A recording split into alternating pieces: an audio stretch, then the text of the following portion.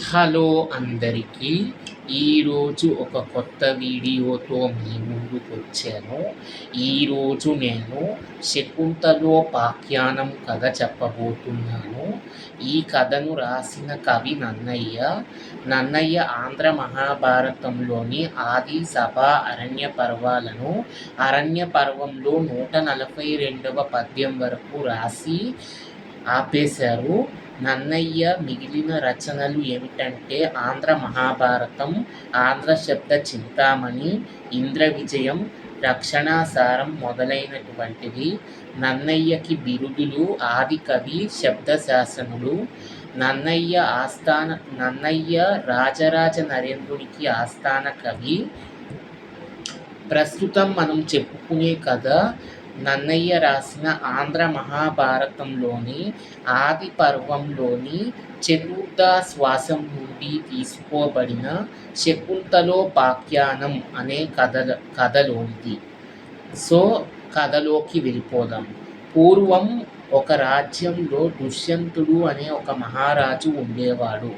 దుష్యంతుడు ఒకరోజు పని మీద బయటికి వచ్చి పని పూర్తి అయిపోయాక అలసిపోయి ఒక దగ్గర ఉన్న కణ్వ మహర్షి యొక్క ఆశ్రమానికి చేరుకుంటాడు. అక్కడ కణ్వ మహర్షి యొక్క ఆశ్రమంలో శకుంతల అనే ఒక అమ్మాయిని చూస్తాడు.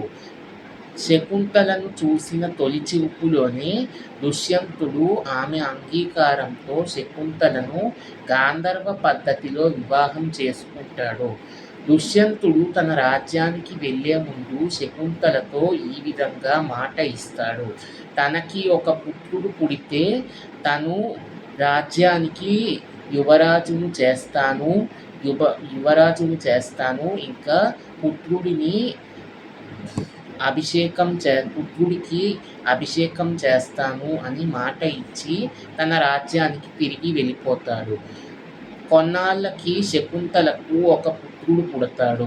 మునులు అతనికి సర్వధమనుడు అని పేరు పెడతారు. కణ్వ మహర్షి యొక్క ఆజ్ఞ మేరకు శకుంతలను తన భర్త ఇంటికి పంపుతారు. శకుంతలను చూసిన దుష్యంతుడు తను ఎవరో తెలిసి కూడా తెలియదు అన్నట్టు నటిస్తాడు. ఇది చూసిన శకుంతల తట్టుకోలేకపోతుంది. తెలియని వాళ్ళకైనా చెప్పగలము, కానీ తెలిసి కూడా నటించే వాళ్ళకి చెప్పలేము. అయినా నా గురించి నేను దుష్యంతుడికి ఎలాగైనా తెలియపరచాలని ఇక్కడి దాకా వచ్చి ఇక్కడి నుంచి ఇంకా ఇంటికి వెళ్తే బాగుండదు అని అనుకుని నేరుగా సభలోకి అడుగు పెడుతుంది. శకుంతలను చూసిన దుష్యంతుడు నువ్వెవరు అని అడుగుతాడు. అప్పుడు శకుంతల తన పూర్వ వృత్తాంతాన్ని మొత్తం చెప్తుంది. మనం ఇద్దరం కణ్వ మహర్షి యొక్క ఆశ్రమంలో కలుసుకున్నాము. నువ్వు నన్ను గాంధర్వ పద్ధతిలో వివాహం చేసుకుని నువ్వు రాజ్యానికి వెళ్ళే ముందు నీకు ఒక పుత్రుడు పుడితే తనకి యువరాజును చేస్తాను, తనకి ఇంకా అభిషేకం చేస్తాను అని మాట ఇచ్చావు. ఇప్పుడు ఎందుకు ఇలా మాట్లాడుతున్నావు అని శకుంతల దుష్యంతుడితో అడుగుతుంది. ఇదంతా విన్న దుష్యంతుడు నువ్వెవరో నాకు తెలియదు, వెంటనే నీ అబ్బాయిని తీసుకుని మీ కణ్వ మహర్షి యొక్క ఆశ్రమానికి వెళ్ళిపో. ఇక్కడ నేను రాజ్యంలో రాజుని. ఇదంతా అందరికీ తెలిస్తే నవ్వుతారు. అందుకు నువ్వు వెంటనే వెళ్ళిపో అని శకుంతలతో దుష్యంతుడు అంటాడు. అప్పుడు శకుంతల దుష్యంతుడితో ఇంటి యొక్క గొప్పతనాన్ని, భార్య యొక్క గొప్పతనాన్ని, తర్వాత కొడుకు యొక్క గొప్పతనం గురించి ఈ విధంగా వివరంగా చెప్తుంది. ఇంటి యొక్క గొప్పతనం: ప్రజలకు ఏ సమస్య వచ్చినా ముందు ఇల్లే పరిష్కారము. ఇంట్లోనే సమస్యలు పరిష్కారం అవుతాయి. ప్రజలకు ఏ సమస్య వచ్చినా ముందు రాజునే ఆశ్రయిస్తారు. అలాంటి రాజు ఇలా మాట్లాడడం తప్పు కదా అని శకుంతల ఇల్లు యొక్క గొప్పతనం గురించి దుష్యంతుడికి వివరిస్తుంది. తరువాత భార్య యొక్క గొప్పతనం: నిన్ను నమ్మి వచ్చిన భార్యని నువ్వు ఇబ్బంది పెట్టడం సరైనది కాదు. భర్త పనులలో సహాయపడడం వల్ల భార్యను పతివ్రతగా చెప్పబడతారు. దీనికి ధర్మశాస్త్రాలలో ఒక ప్రత్యేకమైన స్థానం ఉంది. నంగాదంగాదర్భవసి అంటే భార్య దేవతతో సమానం. భార్యని చులకన చేయడం మంచిది కాదు. ఇహపర లోకాలలో భార్యని కష్టపెడితే సుఖం ఉండదు అని శకుంతల దుష్యంతుడితో భార్య యొక్క నిజమైన ప్రేమ గురించి వివరిస్తుంది. ఇంకా పుత్రుడి యొక్క గొప్పతనం. ఈ పుత్రుడు వంశాన్ని పైకి తరింపచేస్తాడు. 100 యాగాల కన్నా ఒక పుత్రుడు ఉండడం మంచిది. పున్నామ నరకం నుండి బయటకు కాపాడేవాడే పుత్రుడు. వెంటనే ఈ పుత్రుడిని తీసుకుని యువరాజుని చెయ్యి అని శకుంతల పుత్రుడి యొక్క గొప్పతనాన్ని వివరంగా దుష్యంతుడితో చెప్తుంది. ఇదంతా విన్న దుష్యంతుడు శకుంతలతో ఈ విధంగా మాట్లాడుతాడు. నేనెక్కడ, నువ్వెక్కడ, కొడుకెక్కడ?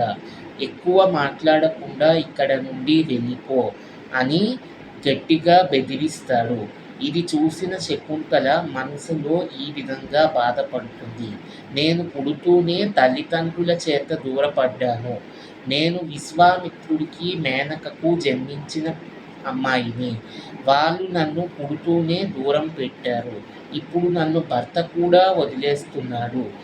ఇప్పుడు అన్నిటికీ నాకు ఆ భగవంతుడే దిక్కు అని తన మనసులో అనుకుని అక్కడ నుండి వెళ్ళిపోదామని నిర్ణయించుకుంది.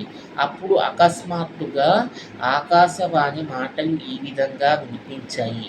రాజా, ఇతను నీకు శకుంతలకు పుట్టినవాడు.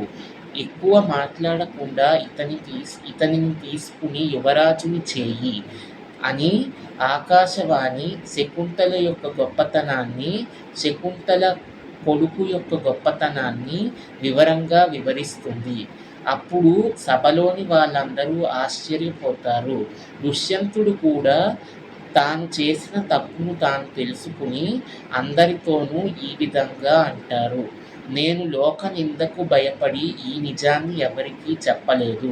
శకుంతలను నేను నిజంగా గాంధర్వ పద్ధతిలో కణ్వ మహర్షి ఆశ్రమంలో పెళ్లి చేసుకున్నాను. లోక నిందకు భయపడి నేను ఈ విషయాన్ని అందరి ముందు దాచాను.